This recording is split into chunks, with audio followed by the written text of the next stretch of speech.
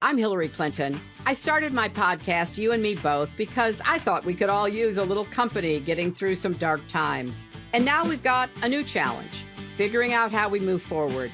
So I'm talking to folks with big ideas about pressing topics. And I'll also be checking in on some of the bravest, smartest, and funniest people I know. iHeartRadio is #1 for podcasts, but don't take my word for it. Find You and Me Both on the iHeartRadio app or wherever you get your podcasts. Are they cheating? Chances are, yep, they're cheating. But just to make sure, it's the Dave Ryan Show's War of the Roses on 101.3 KDWB. So I'm on the phone with Becca, and I'm going to tell you right now, Becca is a card. I was talking to Becca about how she lost her job at Claire's Boutique. Remember Claire's Boutique? Oh, yeah. Where they sold the earrings, and that used to be Allison's favorite store. There. Yeah. Is that where you got your ears pierced? So, Becca, relate to Fallon why you got fired at Claire's Boutique. Well, okay. It's, when you're piercing ears, sometimes things go wrong. No. And I had a little girl in the chair, and she was being really good, and I thought she was going to be calm. But she had a little freak out right as I went to pierce her ear and, jerked her head.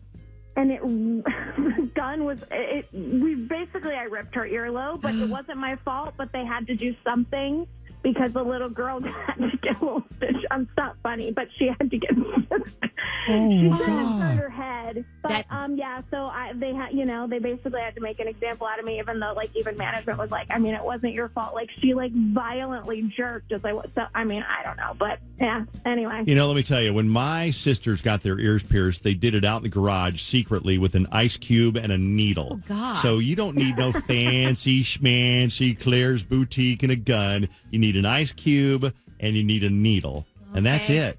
Thank you. I'm going to tell you who I'm not taking advice from. You and the Rusty sisters, okay? All right. Becca, thanks for being on War of the Roses. What's going on with your boyfriend, Chris, that makes you think something's going on with his ex-girlfriend, Molly? What's going on?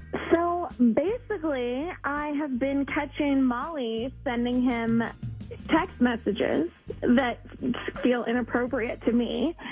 And, when I asked him about it, his response is basically well, she's crazy. When I'm why is she texting you? Well, she's crazy.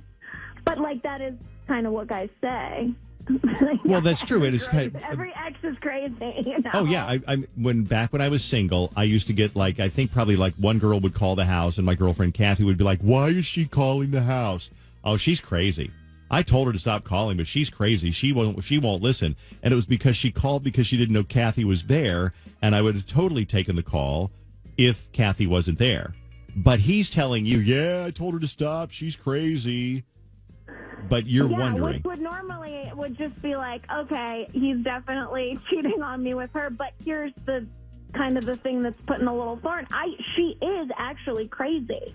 I've heard stories about her. What kind of stories did you hear about Crazy Molly? Okay, so apparently when Molly and Chris were dating, she snuck into his house through the doggy door and took his fish and put it down the garbage disposal. And we know that she did this because she videoed herself doing it and sent it to him. Oh, God. I'm hoping they were in a fight or something. But that you would ever talk to anybody that did that is, Well, they must have been. So this is while they were dating. So it wasn't when they broke up. So apparently they came back from this. So I'm trying to picture Molly wriggling through a doggy door. She must be very small. A petite gal. And then finds his fish. Was it like a goldfish, or was it like not that you know anything about fish, but like a prize fish, like an Oscar, something that's a little bit bigger? Do you have any idea? I wasn't given any details about it being a special fish, but it's your pet. She killed his pet. That's crazy. It is crazy. I cannot, no anger from me would ever result in me killing someone's pet, even if it's a fish where you might have less attachment to a fish, but still weird. Oh, that's awful. That poor fish. No kidding. Wow. Okay. So that at least eat it if you're going to kill it. Then it's not wasteful. Oh my God. Okay. Well, there's that. So he says she's crazy. You know that she kind of is crazy. Let me ask you, here's the evidence. When she texts things like miss you, love you, miss you, what I want to see you, when you see it on his phone, has he texted back or is it just one long string? Or does he delete them one at a time so you don't see what happens? Well, I mean, when I've looked at it, it looks like he's not responding to it, but he certainly could delete his messages in between. You know what I mean? Yep. I'm not looking at his phone all the time. I only see it when it pops up on her, like when she sends something, so he wouldn't have had a chance to respond to it yet. So he could easily be erasing his replies. Mm-hmm. Okay, so what does your gut tell you? I haven't read them enough to know if it's to be able to tell if it's like a conversation with pieces missing. You know, I'm just seeing stuff like "miss you so much, can't stop thinking about you. Oh, I had a dream about you." Like, okay, stop, girl. So, have you ever been tempted to text Molly and say, "Hey, this is Becca. leave Chris alone"? Well, I mean, if I would maybe if Chris didn't, like, you know, he knows I saw it because I've already talked to him about it. So, like, he's not going to let me get near his phone, I don't think. Okay, okay. I get that. You know. Here's what's going to happen.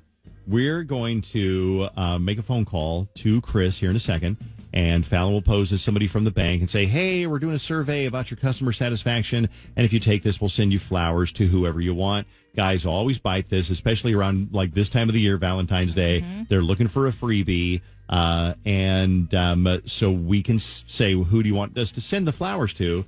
And if he says Molly, then that is a bad sign. Yeah. We'll do that in a second. So as you're listening to this, maybe you're thinking, how crazy is Molly really? Maybe it reminds me of you as something you did. The worst story that I ever heard, and this is not even that bad, really. I'm sure there's worse. Years ago, somebody was mad at their boyfriend. They took motor oil, like motor oil in the plastic jugs. They went into his house and poured it all over his clothes in his closet. Yeah. Motor oil. Isn't glitter a thing now? So you go into your boyfriend's apartment or your car or something like that? I feel like it was a recent news story we read where she glittered his apartment and I think he was suing her or something because it was everywhere. Wow. Okay, so what do you think is going to happen? Is Molly really crazy? Is he exaggerating? Is that the worst thing you've heard, the fish down the garbage disposal? Yes. Or do you know something worse?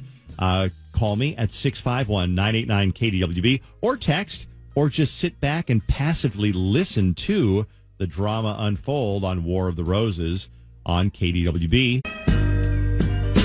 So what do you think? Guys always say she's crazy, but hearing that story, you got to wonder, okay, there's something going on here. Anybody who would take the fish and throw it into the garbage disposal after she had crawled, did she say he crawled in through the doggy door, right?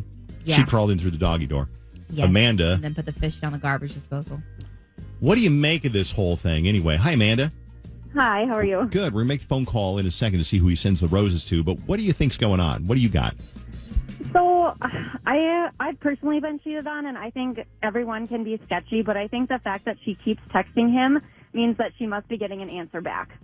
So I think that there may be something going on. He might be talking to her, but people are crazy, and she could just be, like, blowing up his phone, but there's something he could do about it. Like, he could easily block her number, too. That's what everyone is texting. Hello, you just blocked the number. It's pretty simple. Yeah.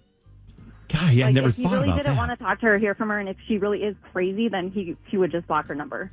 Like, okay. End of story. Now, when this guy cheated on you, what did you do? Did you put his stuff out by the curb, or what happened? Yeah, so we were neighbors in college, and he cheated on me, and we were the same major, so we had every single class together, so I would see him all the time, and he wouldn't even talk to me, and it was like, let's just be civil. And I finally was like, come get your stuff. I'm so sick of this. Like, I'm so over you. And I was like, I'm going to put your stuff on the curb unless, like, you can talk to me. And he wouldn't. And so I put all of his stuff. He had a table and chairs, a couch, a safe, some end tables, a bunch of, like, random hockey stuff. And I put it all at the end of my driveway. And he saw it because he was my neighbor. And people started coming and picking it up. I should have handled it a little bit better. But it was like, I'm trying to be decent, and I'm so over it now. Like, you kind of deserve this in a sense. Yeah. Wow. Amanda, thanks for your story. We're going to make the phone call right now. After a couple of text messages really quick. This one made me laugh. The day has come. War of the Roses with my name and my husband's name. Oh, God, no. Thankfully, his ex's name isn't Kara. or whatever. I guess Molly was the actual I ex's think it's name. Molly, yeah. And then it says, my best friend's mom keyed the other woman's name on his classic sports car. Oh, God. Carrie Underwood moment for the win. Also illegal. Okay. Let's make the phone call and find out who he sends the roses to. Then we're going to talk to Jonathan Fogel from Fogel Family Law, who might have a story or two about some crazy stuff he's seen. Send a dozen long-stem romantic roses out for you, which is perfect timing with Valentine's Day right around the corner. So now you can save a little money on roses. But we'll get those out for you this week, Chris. It's just our way of saying thank you for taking the time out of your day to help us with our survey. We'll grab the address here in a second, but can I get the first and last name of who you'd like to send the roses to? Real quick. Do I have to give you like my social security number or like my phone number or something, or like my credit card information? What do you need? Not at all. They're totally free. We'll just get the address of the recipient from you. But trust me, I get asked that all the time because it does seem too good to be true. All right. So you need a name? Yes, please. First and last name for who we'll be sending these to. Okay, it's Molly. Okay, cool. And you can attach a card to the flowers if you'd like. What would you like that to say? If it goes out around Valentine's Day, you could just say Happy Valentine's Day. Okay. Happy Valentine's Day to Molly, not to your girlfriend. Yeah. Yeah. To me, your girlfriend. What? Me, I'm your girlfriend. My name's not Molly. My name is Becca. Maybe you're familiar with me, your girlfriend. Oh, yeah. By the way, Becca, your girlfriend's here, too, in addition to me. And there's also a third person. Yeah, there's a lot of people listening in, right? So Chris, just to bring you up to speed, so Becca is on the phone. She just heard you send roses to your crazy ex. Crazy Molly, your ex-girlfriend, who you said that she's only texting you because she's crazy, but it turns out that you must have some feelings for her. Well, I'm sure she is, but you're sending her roses that say Happy Valentine's Day. Yeah, so what the fuck is up with that? It's not even like, it's just like a friendly Happy Valentine's Day. What's wrong with that? Oh, don't be gross. No, come on. You don't send flowers to your ex-girlfriend who's texting you that she's having dreams about you. It's not even a big deal. Girlfriend who would love to get flowers on. Are you fucking kidding me? No, I'm not kidding you. It's just, it's a nice thing to do. You can send flowers to anybody you want to. It's Valentine's Day. Yeah, you can, but you wouldn't.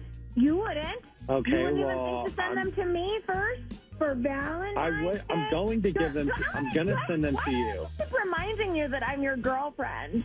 This seems to be like, you know what? You want your f***ing psycho ex? You can have her. That would be just a match made in heaven for the two of you. It's not even like that. It's not even like that. You're going crazy. You need to stop talking like this. Yes. Well, you do like them crazy, don't you, honey? Yeah, you do. Okay. So you can go your crazy ex-girl. Oh, make her your current crazy ex-girlfriend because this one's done. Wow. Okay. Counselor, good morning. Good morning. How are you guys? You ever heard anything like this happen before? Don't couples always divorce amicably and everything goes great? I mean, that... You know what? It's amazing how after 25 years, these stories that people hear, they're so untrue. Everybody's divorce is very amicable and people get along. It's amazing. Where these things come from. What have you heard? There's pets are a big bone of contention. There was like, because, if you get a divorce, your pet is like your child. It's like, I'm going to take Roscoe with me. No, like hell, over my dead body. You damn right it'll be over your dead body. Oh, then it goes downhill from there. It always goes downhill from there. And you're right, pets are a huge contention. Let me just first say, I don't promote any of this kind of behavior. No. But I did have a case once where I was representing husband, or I was representing the wife. She had a dog that she absolutely loved. It was a show dog, right? And she goes out of town. They were arguing about who was going to get the dog at the end of the divorce. She goes out of town. She comes back, and the husband said the dog ran away. And when we questioned him about it, he simply just said, look, the dog will never be found. So something happened to the dog. He gave the dog away. Or sold it. Or sold it, or God knows what. The best case scenario is that he gave the dog away. I don't think that's what he did with the dog, but... That's terrible. I don't understand people like that. Right? And I've had stories, where people will, put pet feces in the house. There was one case where a person was moving from the house, and they put the pet feces in the house so it would smell, so the other person lived in a house that was terrible, right? I mean, people do some horrible things. Like I said, I don't advocate for any of that. Oh, of course not. No. How does it, we were talking off the air about something. It's like, okay, in a divorce, there's three sides to pretty much every story. Right. That is true. I always say that you get the wife's side of the story, you get the husband's side of the story, and then there's the truth. Right. And really, that's the way it works. And people think that if you go to court, the judge, because they put on a robe, that they can somehow tell the truth. Right. And that's just not the way it works. People have different versions of the truth sometimes. And going to court isn't the answer. Sometimes I think the best approach is trying to settle, work together, work with your attorneys, work with your soon-to-be ex to try to come up with an agreement that you can live with. Mm-hmm. Not always something that you like. It's whether you can live with. Something you can live with. Get a consultation. Again, we don't advocate divorce or doing crazy stuff during the divorce, but things are going on. If you need an attorney, you need a good one with 25 years of experience, find Jonathan on FogelFamilyLaw.com, Fogel, FogelFamilyLaw.com. You doing consultations via Zoom, or are we coming into the office? It depends. I mean, we're starting to loosen things up a little bit. If people feel comfortable coming into the office, I'll do it. But most of our stuff is Zoom, and it works fantastic. Okay, find Jonathan online, FogelFamilyLaw.com. Counselor, have a good day. You too. Talk to you guys soon. Have a great week.